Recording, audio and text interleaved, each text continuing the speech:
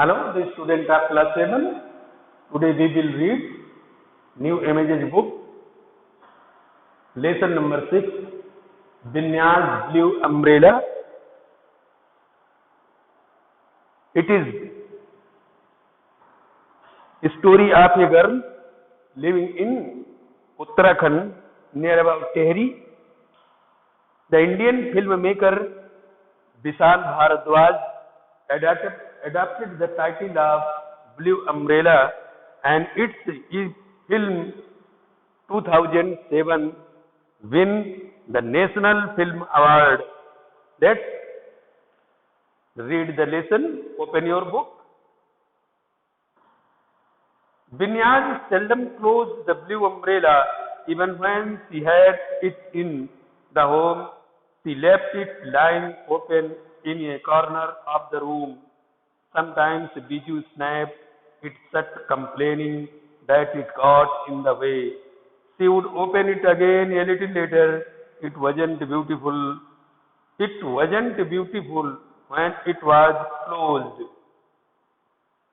Vinya liked very much to his blue umbrella, and he always carried with her this umbrella and loved it. When his brother sometimes closed it, and she began after some time open it and said it did not look beautiful when it was closed.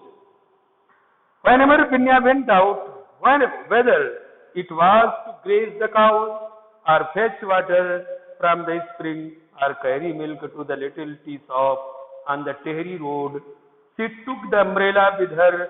That patch of sky blue silk could always be seen on the hillside.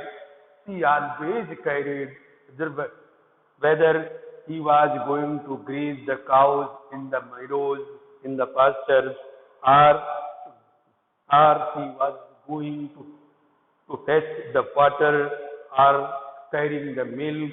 She always take with her this umbrella. Old Ram Bharosa. Ram is trustworthy. Kept the tea shop on the Tehri road. It was a dusty, unmetalled road. Once a day, the Tehri bus stopped near his shop and passengers got down to sip hot tea or drink glasses of curd. He kept cold drinks too, but as there was no ice and bottles got hot in the sun and so were seldom opened.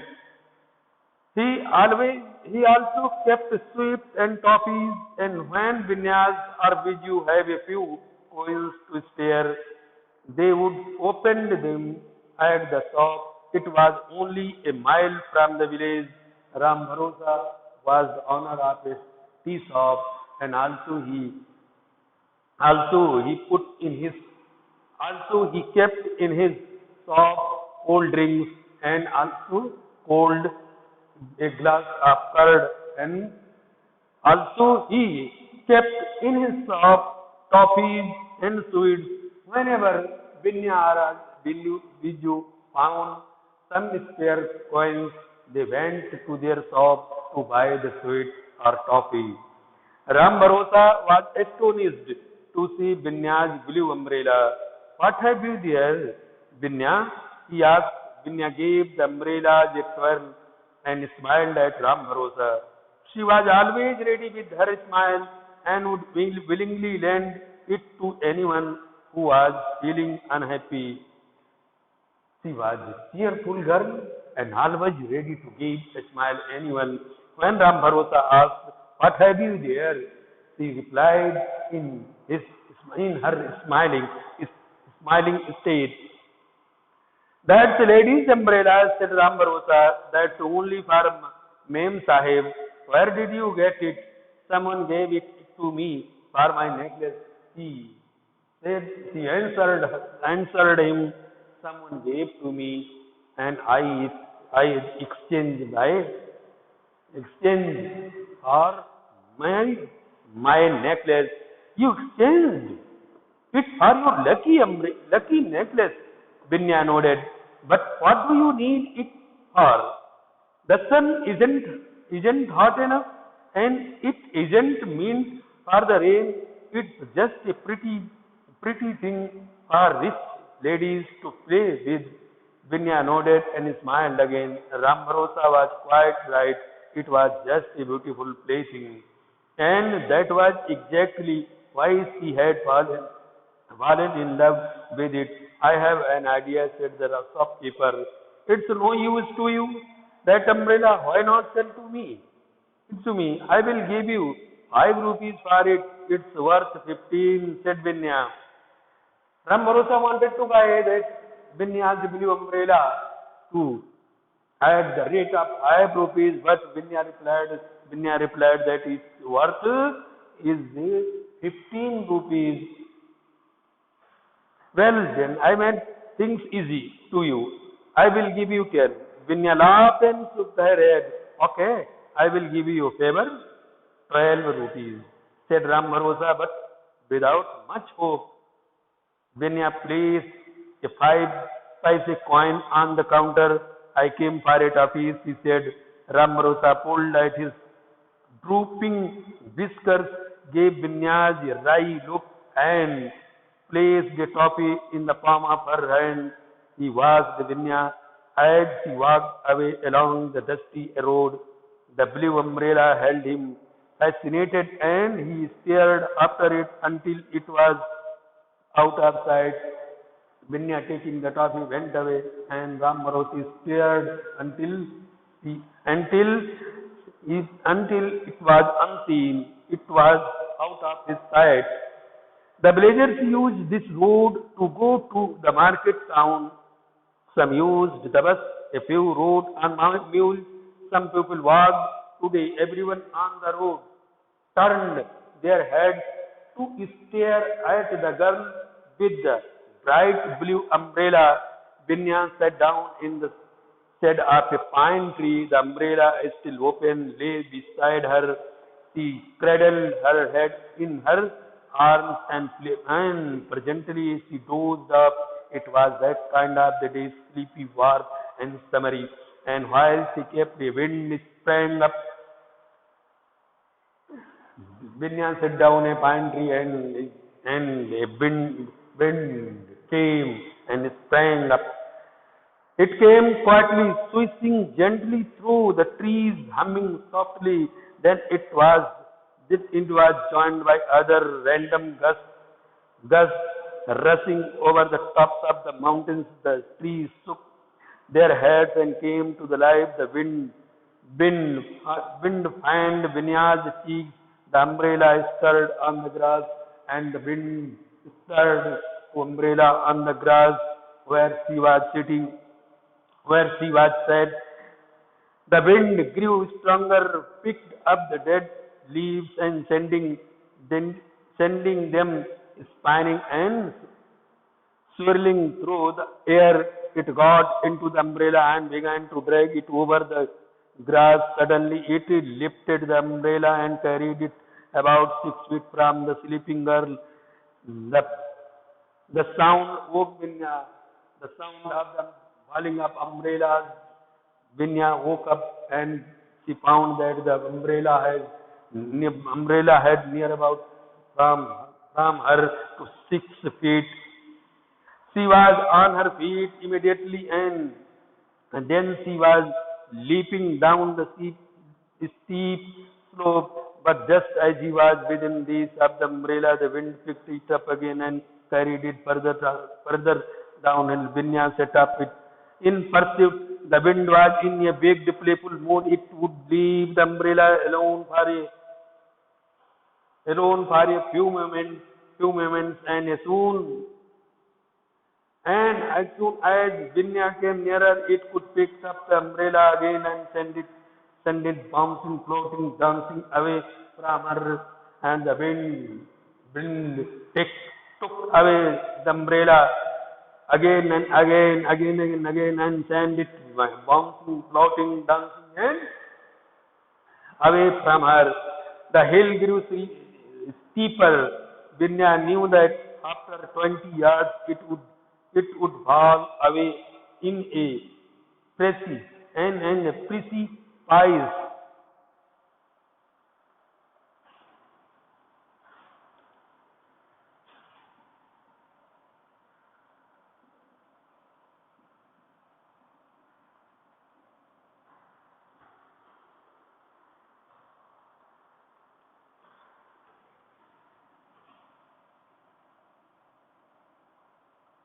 Very steep side of mountain.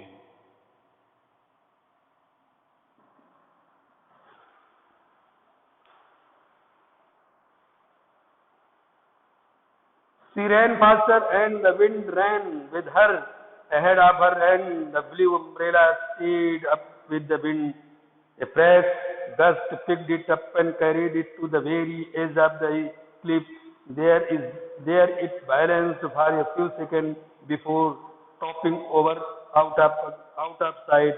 Vinya ran to the edge of the cliff, going down on her hands and knees. She peered down the cliff face about 100 feet below. A small stream rushed between great boulders.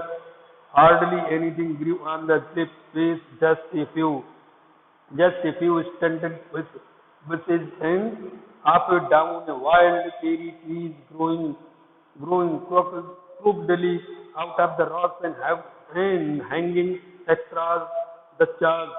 The umbrella had stuck in the cherry tree.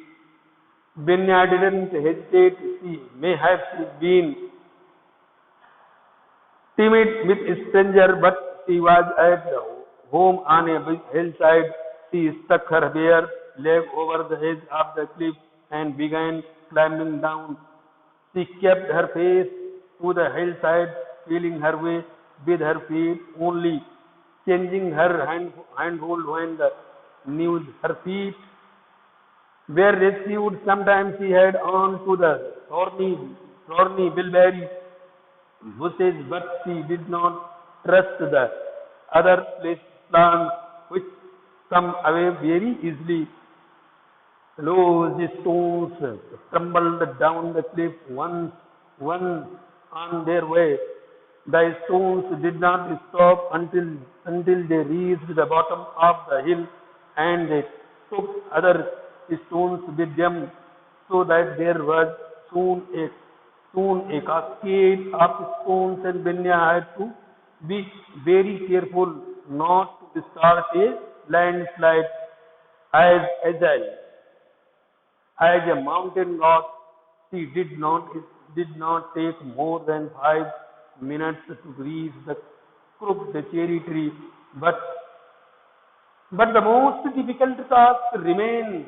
She had to crawl along the trunk of the tree, which stood out at right angles from the cliff. Only by doing this could she reach the trapped umbrella. Binya felt severe when climbing trees. She was proud of the fact that she could climb them as well as Viju, gripping the rough cherry bark with her toes and using her knees as the leverage. She crawled along the trunk of the projecting tree until she was almost within reach of the umbrella. She noticed the dismay that the blue cloth was torn in a couple of places. She looked down and at it. It was then that she felt afraid. She was right over the charge, balanced precariously along 80 feet above the boulder strewn stream. Looking down, she felt quite dizzy. Her hands shook and her tree shook too. If she slipped now, there was only one direction in which she could fall down into the depths of the dark and shadowy ravine. There was only one thing to do: concentrate on the patch of just a couple of feet away from her. She did not look down or up, but up straight ahead and wheeling herself forward, she managed to reach the umbrella. She could not crawl back with it in her hand. So after dislodging it from the fork branch which it had stuck, she had a tall still open into the ravine below. At last, Venya found her favorite umbrella. Cushioned by the wind, the umbrella floated severely downwards, landing on a thicket of net- nettles. Benya crawled back against the trunk of the cherry tree. 20 minutes later, she emerged the from the nettle clump. Her precious umbrella held aloft.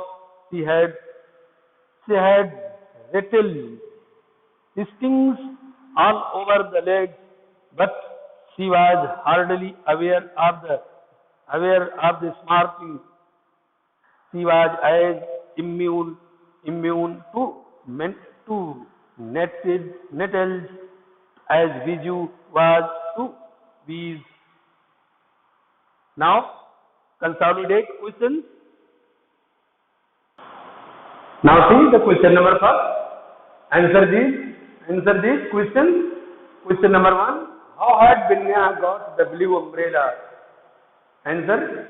Benya had got the blue umbrella for her necklace. Question second. Who was Ram Bharosa? Why would Benya and Biju visit him? Ram Bharosa was kept a tea shop with sweets and toffees. Benya and Biju visited to buy toffees. Why was Ram Bharosa astonished? Ram Bharosa was astonished to the blue umbrella of Benya. Why did everyone on the road turn their head to stare at Benya? Answer. Everyone on the road turned their head to stare at Benya because she was going with her blue umbrella. Question number 6. What happened when Benya dozed off in the shade of pine tree? When Benya dozed off in the shade of pine tree, her blue umbrella, a wind sprang up it. Question number 2, MCQ question. First, second and third, you have to do your as homework. Pause the video and note it in your notebook. Now your lesson is completed. Thank you.